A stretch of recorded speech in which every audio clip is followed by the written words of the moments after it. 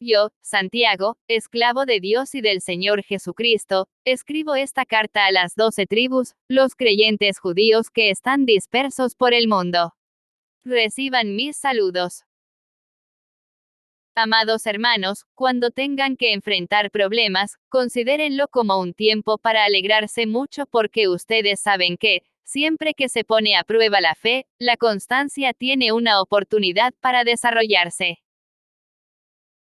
Así que dejen que crezca, pues una vez que su constancia se haya desarrollado plenamente, serán perfectos y completos, y no les faltará nada.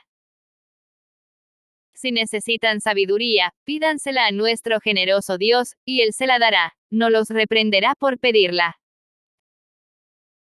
Cuando se la pidan, asegúrense de que su fe sea solamente en Dios, y no duden, porque una persona que duda tiene la lealtad dividida y es tan inestable como una ola del mar que el viento arrastra y empuja de un lado a otro.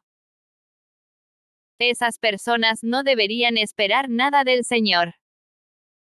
Su lealtad está dividida entre Dios y el mundo, y son inestables en todo lo que hacen. Los creyentes que son pobres pueden estar orgullosos, porque Dios los ha honrado. Y los que son ricos deberían estar orgullosos de que Dios los ha humillado. Se marchitarán como una pequeña flor de campo. Cuando el sol calienta mucho y se seca el pasto, la flor pierde su fuerza, cae y desaparece su belleza. De la misma manera, se marchitarán los ricos junto con todos sus logros. Dios bendice a los que soportan con paciencia las pruebas y las tentaciones, porque después de superarlas, recibirán la corona de vida que Dios ha prometido a quienes lo aman. Cuando sean tentados, acuérdense de no decir, Dios me está tentando. Dios nunca es tentado a hacer el mal y jamás tienta a nadie. La tentación viene de nuestros propios deseos, los cuales nos seducen y nos arrastran. De esos deseos nacen los actos pecaminosos, y el pecado, cuando se deja crecer, da a luz la muerte. Así que no se dejen engañar, mis amados hermanos. Todo lo que es bueno y perfecto desciende a nosotros de parte de Dios nuestro Padre, quien creó todas las luces de los cielos. Él nunca cambia ni varía como una sombra en movimiento. Él, por su propia voluntad, nos hizo nacer de nuevo por medio de la palabra de verdad que nos dio y, de toda la creación, nosotros llegamos a ser su valiosa posesión. Mis amados hermanos, quiero que entiendan lo siguiente, todos ustedes deben ser rápidos para escuchar, lentos para hablar y lentos para enojarse. El enojo humano no produce la rectitud que Dios desea. Así que quiten de su vida todo lo malo y lo sucio, y acepten con humildad la palabra que Dios les ha sembrado en el corazón, porque tiene el poder para salvar su alma. No solo escuchen la palabra de Dios, tienen que ponerla en práctica. De lo contrario, solamente se engañan a sí mismos. Pues, si escuchas la palabra pero no la obedeces, sería como ver tu cara en un espejo. Te ves a ti mismo, luego te alejas y te olvidas cómo eres. Pero si miras atentamente en la ley perfecta que te hace libre y la pones en práctica y no olvidas lo que escuchaste, entonces Dios te bendecirá por tu obediencia. Si afirmas ser religioso pero no controlas tu lengua, te engañas a ti mismo y tu religión no vale nada. La religión pura y verdadera a los ojos de Dios Padre consiste en ocuparse de los huérfanos y de las viudas en sus aflicciones, y no dejar que el mundo te corrompa. Capítulo 2. Mis amados hermanos, ¿cómo pueden afirmar que tienen fe en nuestro glorioso Señor Jesucristo si favorecen más a algunas personas que a otras? Por ejemplo, supongamos que alguien llega a su reunión vestido con ropa elegante y joyas costosas y al mismo tiempo entra una persona pobre y con ropa sucia.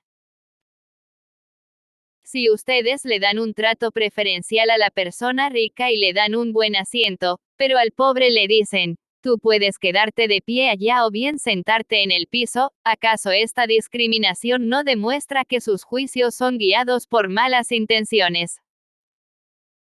Escúchenme, amados hermanos, no eligió Dios a los pobres de este mundo para que sean ricos en fe. No son ellos los que heredarán el reino que Dios prometió a quienes lo aman. Pero ustedes desprecian a los pobres. ¿Acaso no son los ricos quienes los oprimen a ustedes y los arrastran a los tribunales? ¿Acaso no son ellos los que insultan a Jesucristo, cuyo noble nombre ustedes llevan? Por supuesto, hacen bien cuando obedecen la ley suprema tal como aparece en las Escrituras: ama a tu prójimo como a ti mismo. Pero si favorecen más a algunas personas que a otras, cometen pecado.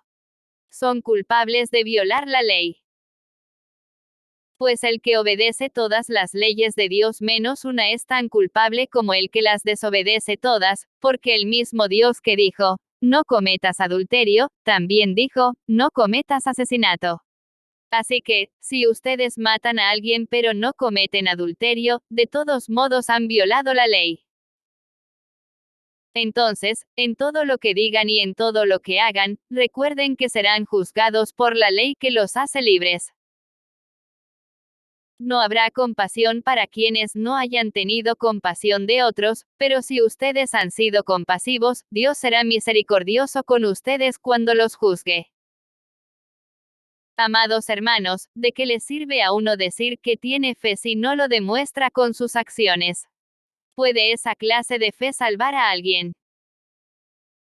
Supónganse que ven a un hermano o una hermana que no tiene que comer ni con qué vestirse y uno de ustedes le dice, adiós, que tengas un buen día, abrígate mucho y aliméntate bien, pero no le da ni alimento ni ropa. ¿Para qué le sirve? Como pueden ver, la fe por sí sola no es suficiente. A menos que produzca buenas acciones, está muerta y es inútil. Ahora bien, alguien podría argumentar, algunas personas tienen fe, otras, buenas acciones. Pero yo les digo, ¿cómo me mostrarás tu fe si no haces buenas acciones? Yo les mostraré mi fe con mis buenas acciones. Tú dices tener fe porque crees que hay un solo Dios. Bien hecho. Aun los demonios lo creen y tiemblan aterrorizados. ¡Qué tontería! ¿Acaso no te das cuenta de que la fe sin buenas acciones es inútil? ¿No recuerdas que nuestro antepasado Abraham fue declarado justo ante Dios por sus acciones cuando ofreció a su hijo Isaac sobre el altar? Ya ves, su fe y sus acciones actuaron en conjunto, sus acciones hicieron que su fe fuera completa. Y así se cumplió lo que dicen las Escrituras. Abraham le creyó a Dios, y Dios lo consideró justo debido a su fe. Incluso lo llamaron amigo de Dios. Como puedes ver, se nos declara justos a los ojos de Dios por lo que hacemos y no solo por la fe. Rahab, la prostituta, es otro ejemplo. Fue declarada justa ante Dios por sus acciones cuando ella escondió a los mensajeros y los ayudó a regresar sin riesgo alguno por otro camino. Así como el cuerpo sin aliento está muerto, así también la fe sin buenas acciones está muerta. Capítulo 3.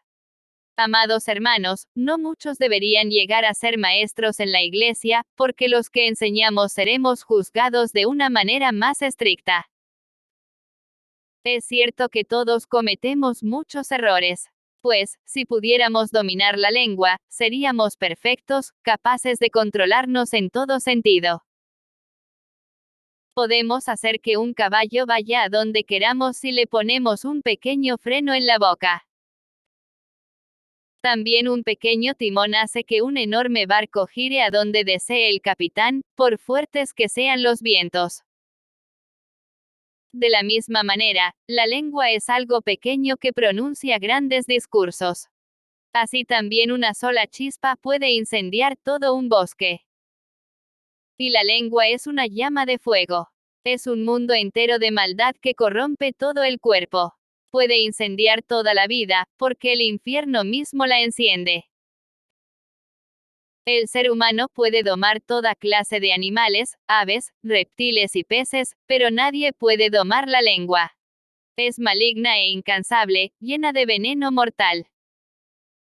A veces alaba a nuestro Señor y Padre, y otras veces maldice a quienes Dios creó a su propia imagen. Y así, la bendición y la maldición salen de la misma boca. Sin duda, hermanos míos, eso no está bien. ¿Acaso puede brotar de un mismo manantial agua dulce y agua amarga? ¿Acaso una higuera puede dar aceitunas o una vid, higos? No, como tampoco puede uno sacar agua dulce de un manantial salado. Si ustedes son sabios y entienden los caminos de Dios, demuéstrenlo viviendo una vida honesta y haciendo buenas acciones con la humildad que proviene de la sabiduría. Pero si tienen envidias amargas y ambiciones egoístas en el corazón, no encubran la verdad con jactancias y mentiras. Pues la envidia y el egoísmo no forman parte de la sabiduría que proviene de Dios. Dichas cosas son terrenales, puramente humanas y demoníacas. Pues, donde hay envidias y ambiciones egoístas, también habrá desorden y toda clase de maldad. Sin embargo, la sabiduría que proviene del cielo es, ante todo, pura y también ama la paz. Siempre es amable y dispuesta a ceder ante los demás. Está llena de compasión y de buenas acciones. No muestra favoritismo y siempre es sincera. Y los que procuran la paz sembrarán semillas de paz y recogerán una cosecha de justicia. Capítulo 4. ¿Qué es lo que causa las disputas y las peleas entre ustedes? ¿Acaso no surgen de los malos deseos que combaten en su interior? Desean lo que no tienen, entonces traman y hasta matan para conseguirlo. Envidian lo que otros tienen, pero no pueden obtenerlo, por eso luchan y les hacen la guerra para quitárselo. Sin embargo, no tienen lo que desean porque no se lo piden a Dios. Aun cuando se lo piden, tampoco lo reciben porque lo piden con malas intenciones, desean solamente lo que les dará placer. Adúlteros, no se dan cuenta de que la amistad con el mundo los convierte en enemigos de Dios. Lo repito, si alguien quiere ser amigo del mundo, se hace enemigo de Dios. ¿Qué creen ustedes que quieren decir las Escrituras cuando afirman que el espíritu que Dios ha puesto dentro de nosotros está lleno de envidia? Sin embargo, Él nos da aún más gracia, para que hagamos frente a esos malos deseos. Como dicen las Escrituras, Dios se opone a los orgullosos pero muestra su favor a los humildes. Así que humíllense delante de Dios. Resistan al diablo, y él huirá de ustedes. Acérquense a Dios, y Dios se acercará a ustedes. Lávense las manos, pecadores, purifiquen su corazón, porque su lealtad está dividida entre Dios y el mundo. Derramen lágrimas por lo que han hecho. Que haya lamento y profundo dolor. Que haya llanto en lugar de risa y tristeza en lugar de alegría. Humíllense delante del Señor, y Él los levantará con honor.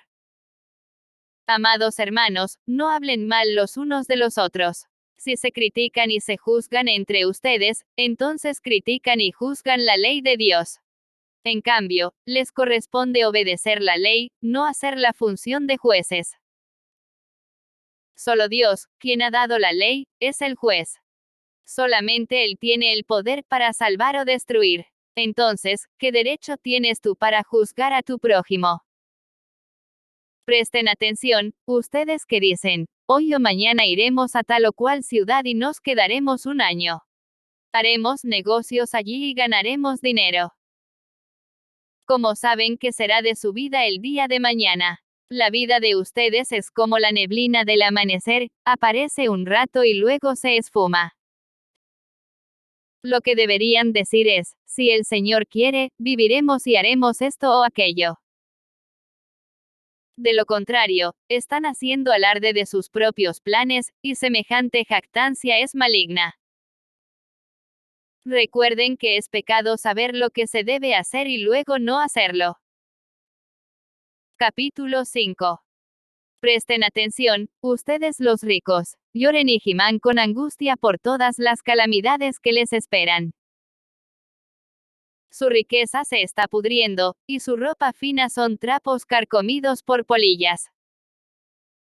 Su oro y plata han perdido su valor. Las mismas riquezas con las que contaban les consumirán la carne como lo hace el fuego. El tesoro que han acumulado se usará como evidencia contra ustedes el día del juicio. Así que escuchen, oigan las protestas de los obreros del campo a quienes estafaron con el salario. El dinero que no les pagaron clama en contra de ustedes. Los reclamos de quienes les cosechan sus campos han llegado a los oídos del Señor de los ejércitos celestiales. Sus años sobre la tierra los han pasado con lujos, satisfaciendo todos y cada uno de sus deseos. Se han dejado engordar para el día de la matanza. Han condenado y matado a personas inocentes, que no ponían resistencia. Amados hermanos, tengan paciencia mientras esperan el regreso del Señor. Piensen en los agricultores, que con paciencia esperan las lluvias en el otoño y la primavera. Con ansias esperan a que maduren los preciosos cultivos. Ustedes también deben ser pacientes. Anímense, porque la venida del Señor está cerca. Hermanos, no se quejen unos de otros, o serán juzgados. Pues miren, el juez ya está a la puerta. Amados hermanos, tomen como ejemplo de paciencia durante el sufrimiento a los profetas que hablaron en nombre del Señor. Honramos en gran manera a quienes resisten con firmeza en tiempo de dolor. Por ejemplo, han oído hablar de Job, un hombre de gran perseverancia. Pueden ver cómo al final el Señor fue bueno con él, porque el Señor está lleno de ternura y misericordia. Pero sobre todo, hermanos míos, nunca juren por el cielo ni por la tierra ni por ninguna otra cosa. Simplemente digan sí o no, para que no pequen y sean condenados. ¿Alguno de ustedes está pasando por dificultades? Que ore. ¿Alguno está feliz? Que cante alabanzas. ¿Alguno está enfermo? Que llame a los ancianos de la iglesia, para que vengan y oren por él y lo unjan con aceite en el nombre del Señor. Una oración ofrecida con fe, sanará al enfermo, y el Señor hará que se recupere, y si ha cometido pecados, será perdonado. Confiésense los pecados unos a otros y oren los unos por los otros, para que sean sanados. La oración ferviente de una persona justa tiene mucho poder y da resultados maravillosos. Elías era tan humano como cualquiera de nosotros. Sin embargo, cuando oró con fervor para que no cayera lluvia, no llovió durante 3 años y medio. Más tarde, cuando volvió a orar, el cielo envió lluvia, y la tierra comenzó a dar cosechas. Mis amados hermanos, si alguno de ustedes se aparta de la verdad y otro lo hace volver, pueden estar seguros de que quien haga volver al pecador de su mal camino salvará a esa persona de la muerte y traerá como resultado el perdón de muchos pecados.